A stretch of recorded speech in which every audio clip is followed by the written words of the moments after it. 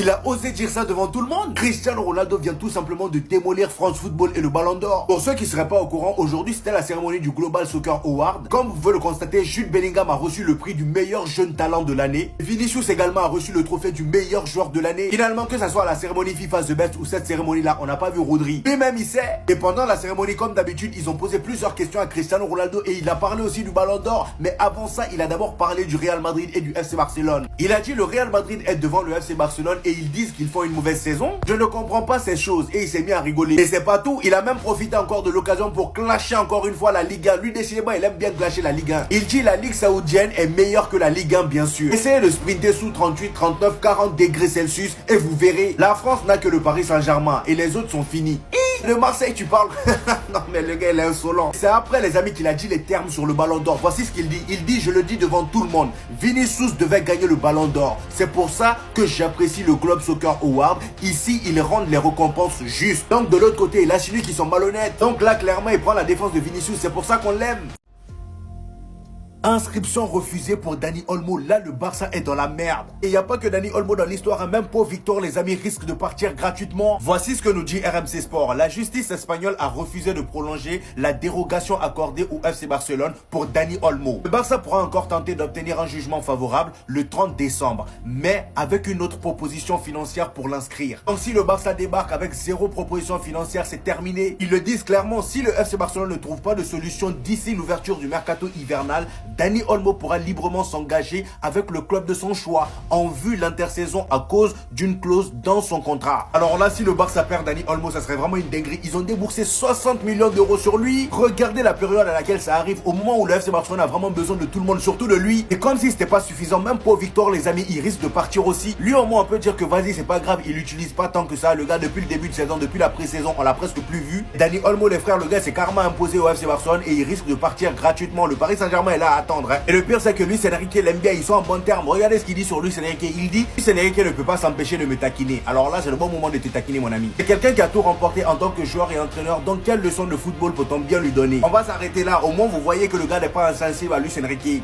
Le Barça qui est très confiant concernant l'enregistrement de Dani Olmo, finalement ça se passe pas comme prévu. Attendez, bougez pas, je vous explique. L'inscription refusée pour Dani Olmo. Le Barça ne peut toujours pas inscrire Dani Olmo jusqu'à la fin de saison de Liga. Barcelone a jusqu'au 31 décembre pour inscrire son joueur. Le club Blaugrana déposera une nouvelle plainte contre la Liga lundi devant un tribunal de première instance pour tenter d'obtenir une mesure conservatoire et que Dani Olmo puisse jouer la deuxième partie de la saison. La Liga est heureuse car Dani Olmo ne peut pas jouer pour le moment avec le Barça après avoir perdu face au juge sur le dossier de Gavi. Elle célèbre le fait que le juge n'a pas accepté la mesure conservatoire pour Dani Olmo. De toute façon les gars, on n'est pas surpris, la Liga c'est une mafia, la plainte sera déposée. Ce qu'on comprend pas, c'est que de base ils avaient dit qu'avec le contrat Nike on était censé être de retour au 1 pour 1 et qu'on pourrait enregistrer Dani Olmo, ils avaient déjà accepté. Mais finalement suite à une pression des autres clubs, ça s'est retourné contre nous. Personnellement pour l'instant je reste confiant, je sais qu'on réussira à gérer, la Porta finira par gérer. Même le joueur s'inquiète pas, il est confiant. Mais si on n'arrive pas, Dani Olmo pourrait partir libre et Pau Victor pourrait être prêté. Donc on n'a pas le choix, c'est de trouver une solution. C'est vraiment la descente aux enfers. Après être passé de la première place à la troisième place, on va potentiellement perdre Dani Olmo. Mais bref, faut pas trop s'inquiéter. Sinon vous les gars, vous en pensez quoi? Ramon, Snap, on s'ennuie.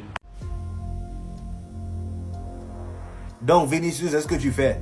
Dès qu'on dit pause, allez, États-Unis, c'est ce que tu fais. C'est aujourd'hui j'ai compris la différence entre Lamine Yamal et Vinicius. Les deux, ils occupent leur temps libre différemment. Et pendant que Vinicius est aux États-Unis, je vais vous montrer ce qu'il fait là-bas d'ailleurs. Voici Lamine Yamal qui se prennent viande dans la baie par le chef, je sais plus comment il s'appelle. J'ai jamais compris ceux qui ouvraient leur bouche comme ça devant leur ami garçon. Même si c'est pour manger viande, venez pas me raconter vos bêtises. Et pendant ce temps, on a des joueurs responsables qui ont fêté en famille comme Luka Modric. Jude Bellingham a profité de l'occasion pour aller voir un match de son frère à Sunderland. Comme vous pouvez le constater, il s'est habillé comme si c'était le parrain de la mafia. Et dans tout ça, t'as Vinicius.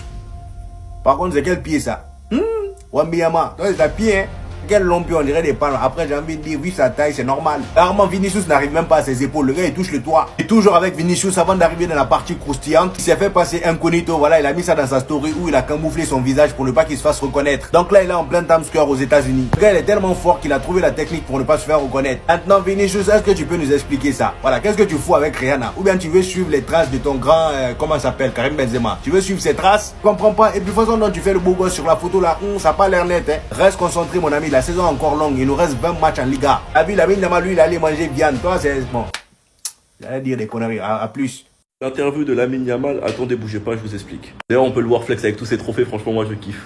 Du début du match jusqu'à la 20e minute, je joue spontanément sans réfléchir. Ensuite, je recommence à observer les actions des défenseurs, par exemple qui se concentrent sur l'intérieur ou l'extérieur. Je pense que l'ambiance dans le vestiaire est toujours amusante et joyeuse. Nous nous sentons toujours heureux et pleins d'énergie. Je pense que sur le terrain, on donne tout pour le maillot. C'est normal, ils viennent de la Masia. En fin de compte, nous avons tous grandi ici depuis l'enfance, en venant de la Masia, et nous connaissons l'importance de jouer pour ce logo. On met beaucoup d'énergie et on donne tout pour ce maillot. C'est ce que je disais, c'est la Masia. C'est ça la force du Barça. Ce qui m'excite le plus, ce sont les titres. Nous aurons vers la Liga, la Copa et la Ligue des Champions. Lamine sur Antiflick. Il me met beaucoup en confiance, il sait tout dire au bon moment. Lamine, c'est un honneur d'être nominé pour ce prix. Cela me rend très heureux d'être ici avec ma famille à Dubaï et moi j'espère de tout mon cœur personnellement qu'il va le gagner. En tout cas, il est nominé et je sais qu'il peut le gagner. Enfin bref, on a tous hâte, c'est le retour de Lamine Yamal. Normalement, il est censé revenir en demi-finale de Supercoupe. Si tout se passe bien, sinon ce sera en finale si on se qualifie contre Mallorca ou Madrid. Mais dans tous les cas, que Lamine Yamal revienne ou pas, on peut le faire face à Bilbao sans lui. Avec le match que j'ai vu contre l'Atlético, on a bien joué, on s'est juste fait braquer. Enfin bref, sinon vous les gars, vous en pensez quoi? Ah non, c'est important, on s'ennuie. Donc ça, c'est l'équipe masculine de l'année d'après IFFHS, l'Institut de données de data, de statistiques, etc. Juste à titre d'information, d'après ce même IFFHS, Stéphanie Frappard aurait été élue deuxième meilleur arbitre du monde. Devinez c'est qui le premier? François le Tex-Mex. Ouais. L'arbitre du PSG-OM. Celui qui a pas mis de carton à Singo, qui a défiguré Donnarumma. Et bah, ces mêmes personnes, ils nous ont fait le 11 de l'année. Au goal, on retrouve Dibou Martinez. Très bien, rien à redire. À droite, on retrouve Carvajal. Très bien, rien à redire. À gauche, on retrouve Alphonso Davies. Très bien, non, à redire. Je vois pas dans quel monde Alphonso Davies fait une meilleure saison que Grimaldo, par exemple. Dans l'axe, on retrouve Rudiger. Bon, il fait une très bonne saison, il gagne. Rien à redire. Et lui, Ruben Dias, avec un S. Il a soudoyé qui pour être dans tous les 11, cet homme? Il vit encore sur sa saison d'il y a 4 ans. Faut m'expliquer.